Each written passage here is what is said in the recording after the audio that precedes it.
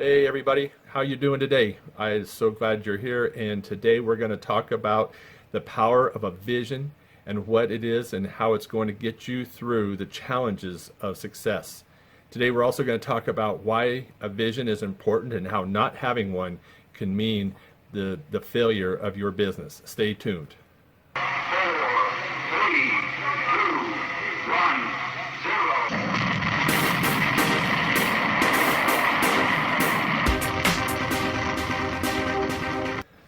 Hey everybody, my name is Bill Reinecke with MLM Success, and I am so glad that you're here today. And I just want to thank you for making a choice to be here with me for these few minutes. And I think what I've got for you today is going to be really thought-provoking, in the way of MLM training or network marketing training.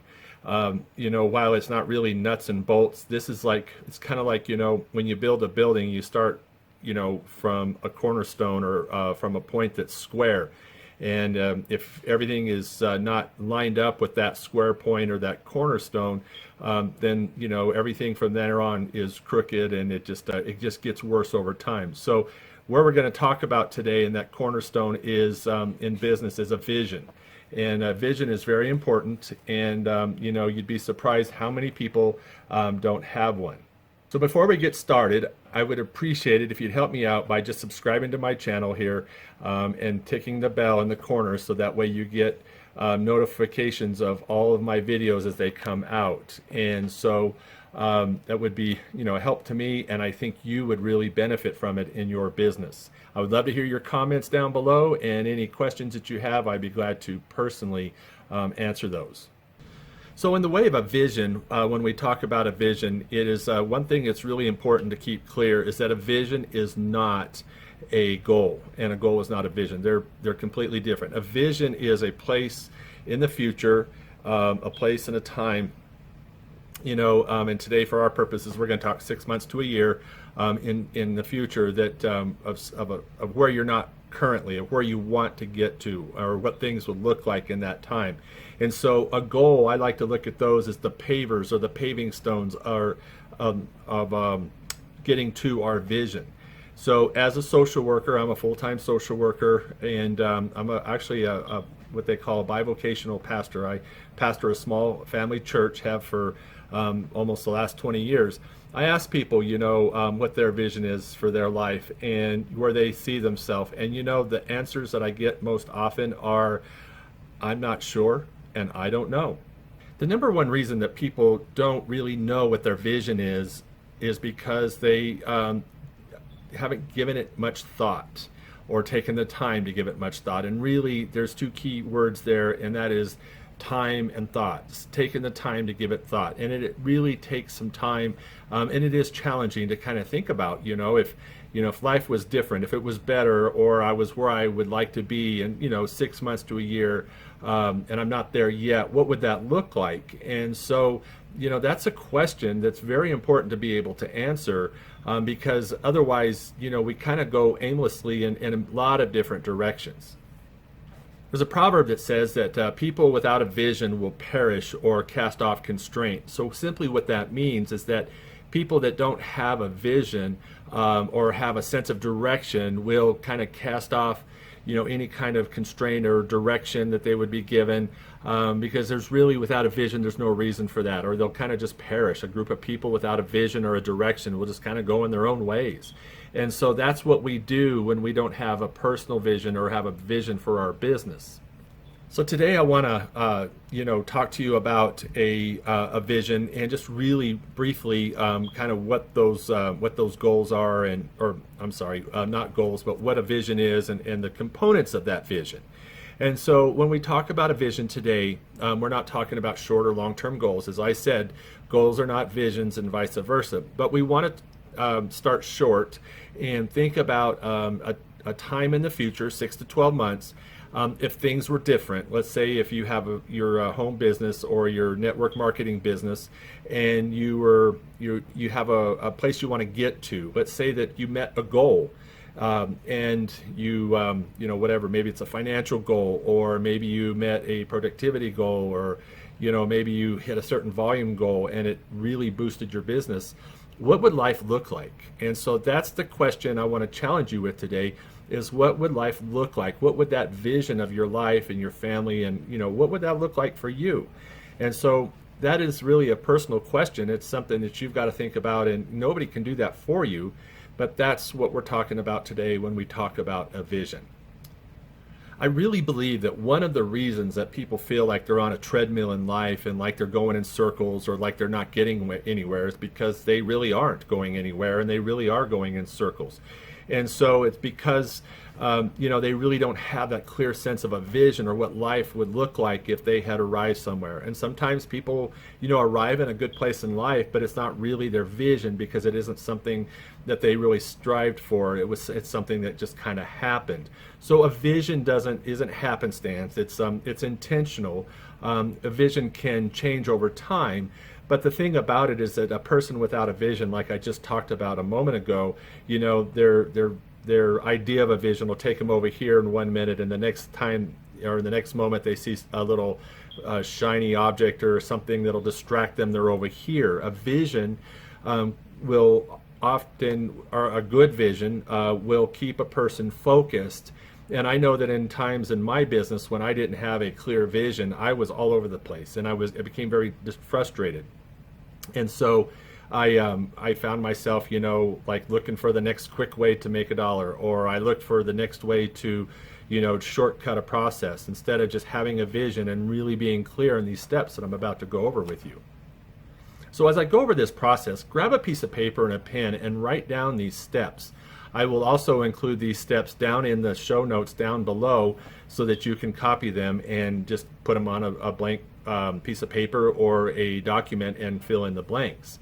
But the first thing we're going to talk about are your strengths. Strengths are simply resources or things that you bring to the table that are going to kind of help you move forward. So these could be, family members that really support what you're doing. That would be an asset or a strength. Maybe you're really good at, computer skills or, building WordPress pages. That would be a good strength. So anything and everything that you can brainstorm around being a strength is something that you want to list in that first section. So basically there's 4 sections here. We're going to look at strengths and assets. We're going to look at your vision. We're going to talk about how to kind of come to one of those. We're going to talk about needs and barriers, and then we're going to talk about how to strategize around those and really figure out whether or not you're making progress. So after you've come up with all of your strengths and all of your assets and take your time and brainstorm, and each of these steps are things that you'll probably come back to if you've never done this, because it is really a work in progress. So the next step is really coming up with that vision. So ask yourself, if I was at a place, or if I had achieved, X, Y, and Z, or if my business was here as opposed to there, what would my life look like? So really what we're looking for is really a quality of life statement. Is it, you would be spending more time with your family, you'd be able to be on, vacation, those sorts of things. So, what would that lifestyle look like? How would it be improved? Maybe you'd have more time to go and do the things you want to do. So, kind of determine what that is. The next step that we're going to get into is going to be the needs and the barriers. Okay, so I kind of clump those together as needs and barriers, but let's start with barriers. So what I want you to do is, as you come up with your vision, I want you to sit back and again in this stage of brainstorming and come up with all the things or reasons why you're not there, or the reasons that are keeping you from getting to that vision. All right, so now that you've come up with all of those needs and barriers, I want you to reframe them, restate them into a need statement. So for example, let's say that that you don't, you're not where you are in your business because you're lacking computer skills. Okay, so that's a barrier. So take that and I turn it into a need statement by simply saying, I need to improve on my computer skills. So the reason that's important, and I know some people think it's kind of woo-woo or feel good, but the reason that's important is because it reframes it in your mind, and you begin to really subconsciously, even in your sleep, you begin to start problem solving around these, how to meet the needs. So you're not seeing it as a wall you can't get around, but instead you're seeing it as a need that needs to be met, and then you start to figure out how to meet that need, which brings us to the next stage is strategies. So a lot of times we jump to strategies and we start problem solving right away, but don't do that. And I really want to caution you to not to do that, because essentially what you're doing is you're really problem solving when you don't really know what the problem is. So what you want to do in that case is simply sit down and come up with your needs, your barriers, make sure they're all stated into need statements, and now you're at the place to where you can start really looking at what you need to do to start addressing your needs. Now, you may have a list of 20 needs, and it's important here to prioritize those needs according to importance to you.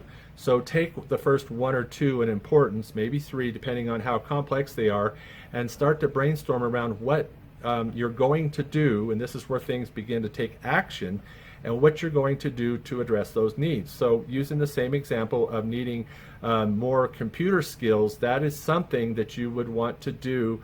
Maybe get online, take a course, go to Udemy and see if they have something that's going to meet that need. Go on YouTube and get on Google, or figure that out. So there's for example, I go through this very same thing. So what I'm teaching you here is the same thing that I do in my business. And so 2 years ago, when I realized that, or not quite, almost 2 years ago, when I started reverse engineering, the network marketing business and what people were doing to be successful out there, and what somebody like you and I could do to, to become successful and to have, be able to experience success in the network marketing industry, I started to really look at the needs. So first, for example, one of my needs was I needed to go and figure out, who is successful out there, and who do I want to model after. So then I started doing, I came up with strategies on how to identify those people. And then that was actually kind of a breakdown of another need, and of really, my greatest need to getting to my vision was being successful in this business. I'm not going to go out and bother my friends and family. I'm not going to go stand out on the street and just meet people at the mall, or anything like that, and I don't know of anybody that's going to duplicate me if I did do that. So it's really important that we do things that are make it manageable and easy for other people to do as well. So one of the needs I came up with, for example, was how to duplicate and how to automate the process of recruiting and getting leads. So that's something I'm working on, and I want to encourage you just to, again, to subscribe to this channel as I put this together, and invite you to come along with me in this learning process.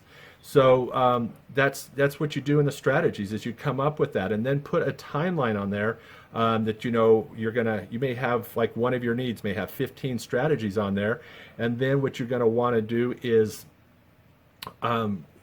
to break those down and have timelines on there, or times that you expect to have them completed by. Now, if you don't, that's okay. The reason the timeline or due dates are important is because it kind of lights a fire under you, and it's not like it's just open-ended and it doesn't matter when they get done, because it really does. And so, the shortcut, the process really kind of depends on you. There's no magic button. You just got to have this constant forward momentum of completing these strategies and moving closer to meeting the needs, which get you closer to your vision. So, and it is a process, and it takes time. And so, I give you an example, of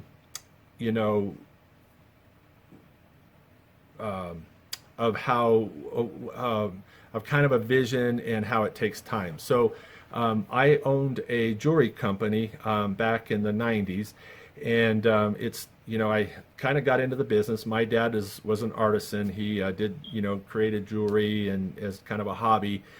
He moved to Hawaii, and I moved there to Hawaii to live with him and my grandparents, or my grandmother, and some other family for a while. And I thought, wow, what a place to live. And it didn't turn out that way. I'm from New Mexico, and there's nothing like the red and green chili here. So anyway, I went there, and he owned a jewelry company, and it was in a really cool place. It was right in a little place on the island called Aiea, and in his bay, the shop overlooked the Arizona Memorial.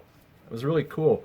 But anyway, I kind of got into that and started, experiencing a little bit of the jewelry industry. And so I came back to Albuquerque after I realized that Hawaii wasn't the place for me. And I went to, and you know, at that time our town was full of these jewelry manufacturing shops. And so I went and I worked for this company, and I just, all I did was grind these little tabs, they call them sprues, off of little pieces of jewelry. And I thought, you know, I can make a whole lot more money doing this on my own, because, you know, I was producing, you know, thousands and thousands of pieces for this company. And having the entrepreneurial mind that I did, I sat there and figured out what I would do. So what I did was I went to a friend of mine's dad and I borrowed a lapidary grinder and a wet grinder, and I went, and it took me probably 2 months to land, you know, my first job. And so I started contracting with these casting shops, and I would get the castings and I would take them and I would grind and pre-finish all these pieces of jewelry just like I was for this company. And so that really became a pretty valuable service. So over time, you know, I had people say, hey, you know, can you solder these earring posts on? And I had never soldered an earring post on on a piece of jewelry, but I said, sure. So I went and I hit up a friend of mine who was a plumber, and I borrowed his acetylene torch, and I went to the jewelry store and, you know, picked their brain about what I needed to do. And I bought, you know, some cheap post and some scrap metal, and I learned how to solder post on a piece of metal, and then I went for it. So by the next morning I delivered, you know, 300 pairs of earrings with silver earring post on them. So it just kind of progressed from there. And then you know, I started finishing jewelry, machine finishing, and it just continued to grow until I had a full-fledged shop over a period of a couple years. And when I got out of it after about 11 years, when I sold the company, it was a full-blown manufacturing shop. So it started with a vision. It started with a vision that, you know, if I was going to do it today, it'd be a little different. But I had a vision of having this shop. I envisioned what it would look like. I envisioned, you know, even what the casting shop would look like. And that was really, you know, what I inspired to.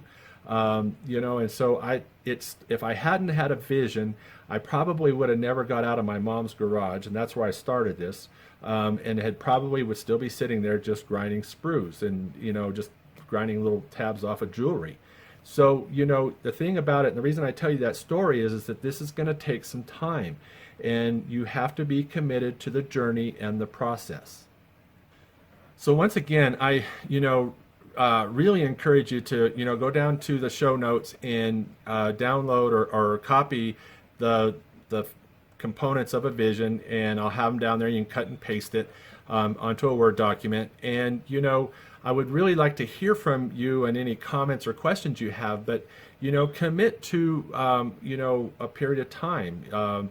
You know, this is a marathon, not a sprint. And so when you get into network marketing, you know, there's a lot more to it than just, you know, trying to get people in. And so, but it starts with a vision. This is one small component. And if you can do this piece, then you can start to really identify your needs and strategies, and you will find that your business will progress and move forward at a much more rapid rate than if you're just kind of trying to go out there and figure things out. So part of it too is just when you have a vision, you learn to ask different questions. This process helps to inform your questions. You know what to ask. You kind of begin to realize sooner what you don't know and what you need to learn. So I hope you found this video helpful.